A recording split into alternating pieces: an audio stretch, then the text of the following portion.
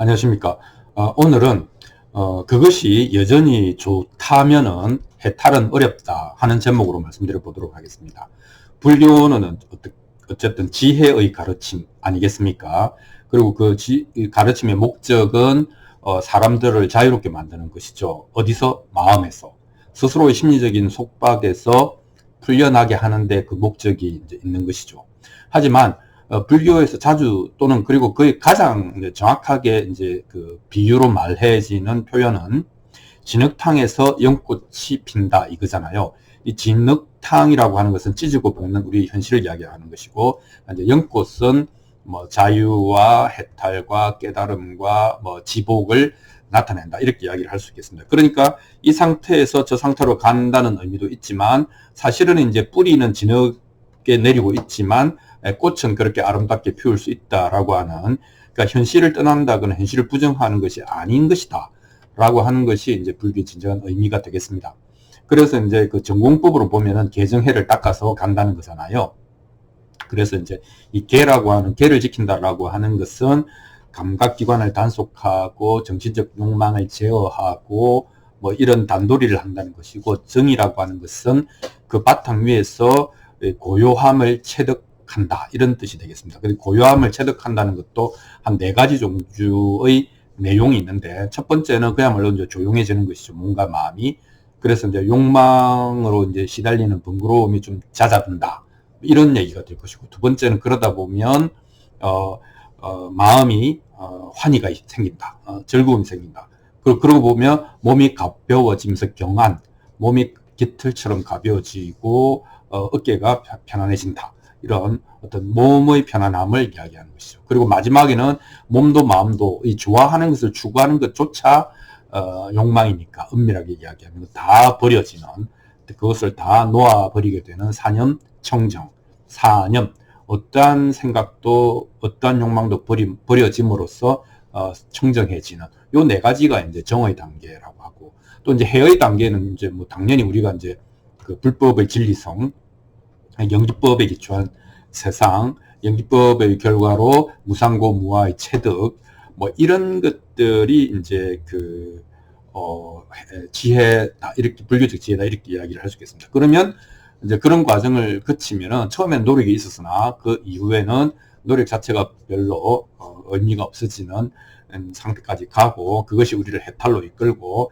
그리고 내가 해탈되었다라고 하는 지견을 얻게 되는 이쪽이 이제 전공법이죠. 그리고 이제 이거는 보통 어떻게 보면은 출가 사문, 붓다 시절에도 제자들이 이제 출가했다는 얘기는 세속적인 모든 현실을 버리고 이제 불문으로 들어와서 부처님의 제자로 평생 살아가는 그런 사람들한테는 이제 이 체계가 좀 더 맞는 것 같고, 하지만 이제 어쨌든 99.99%의 이제 현대 우리도 마찬가지지만 우리는 다 스트리트 파이터들이지 않겠습니까? 찢고 볶는 현실 속에서 어떻게 좀 스트레스 또는 마음의 평화 좀 더 나아간다고 하면 올바른 삶, 뭐 그 평화로운 삶, 뭐 이런 것들이 우리에게는 현실적으로 바라는 것인데, 이제 이런 리얼 월드에서 길은 그러면 없느냐, 아예 없는 것이냐, 출가해야 되냐, 뭐 이런 얘기를 할 수 있는데, 부처님의 어떤 어록에 찾아보면 전혀 그렇지 않고 오히려 이것이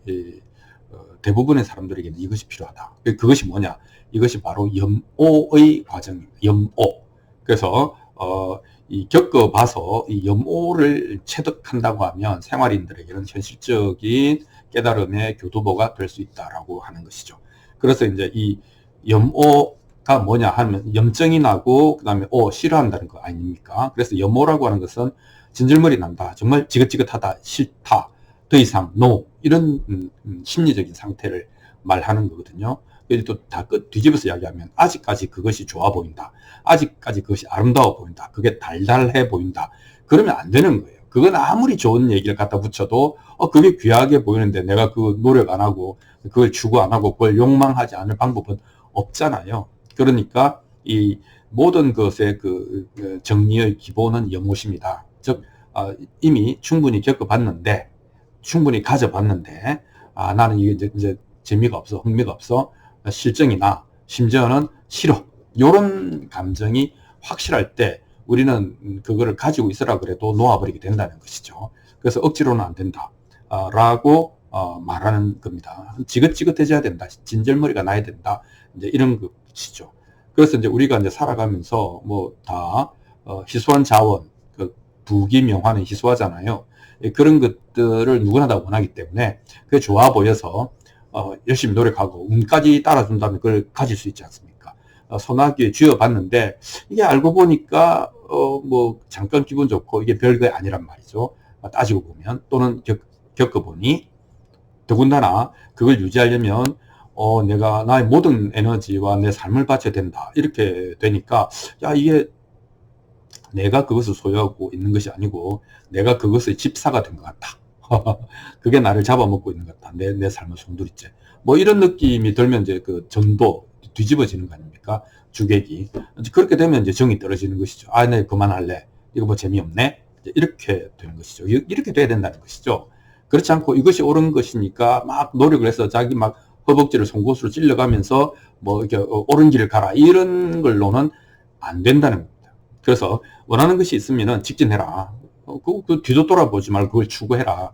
그리고 그 추구하는 과정에서 내가 누구인지, 내가 뭘 진짜 원하는지, 그것이 실제로 어떤 식으로 전개되는지 다 드러날 것이다. 이렇게 이야기를 하는 겁니다.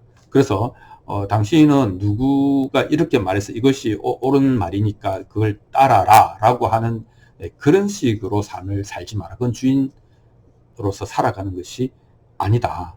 꼭 자기 자신이 체험하고 생각하고 판단해서 선택해라. 이런 얘기가 되겠습니다.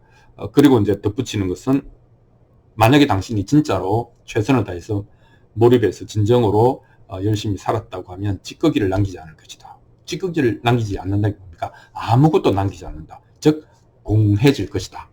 공해질 것이고 허해질 것이고 무해질 것이다. 이렇게 이야기를 하는 것이죠. 그래서 나는 하얗게 불태웠기 때문에 남은 게 아무것도 없어. 이제 이렇게 되는 거죠. 여한이 없어. 이렇게 되는 것이죠. 그래서 완전연소는 찌꺼기를 남기지 않듯이 우리가 이제 나이가 든다는 것은 많은 경험을 하지 않았습니까? 근데 그 많은 경험이 진정한 몰입이었다면, 진정하게 최선을 다했다면 어떻게 되는가 하면은 남은 찌꺼기가 없다. 그리고 그 공하다고 하는 것을 부정적으로 보지 않게 된다. 공해져야 되겠죠. 왜냐하면 남은 게 있으면 안 되니까. 그렇게 해서 그렇게 제대로 삶을 산 사람들, 찌지고 볶는 현장에서 삶을 제대로 산 사람들에게 깨달음이 뭔 것일까? 아닐 거라는 얘기죠.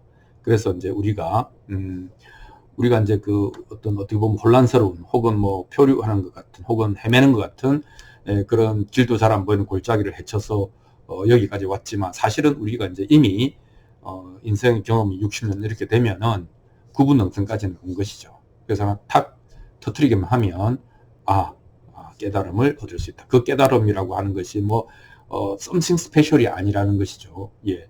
그래서 더 이상 우리가 추구할 필요가 없다, 추구할 것이 없다, 뭐 이런 얘기가 되겠습니다. 그것이 당신을 속박에서 벗어나게 해준다. 이렇게 얘기할 수 있겠습니다. 하지만 여전히 나한테 정말 탐스럽고 나를 욕망을 일으키고 꼭 저거는 내가 가져봐야 되겠다 하는 것이 그게 뭐 내가 소유물이든 인간관계든 뭐 어떤 지식이든 신념이든 뭐가 있다고 하면은 분명히 우리는 이제 그걸 해야 되고 하는 데는 나의 시간과 노력과 에너지와 뭐 등등등등 대가를 지불해야 되겠죠. 이 말은 뭐냐면 속박에서 벗어날 수 없다는 말이 되는 겁니다. 그러니까 불교에서 결사라는 말이 있죠. 결사라고 하는 건 뭡니까?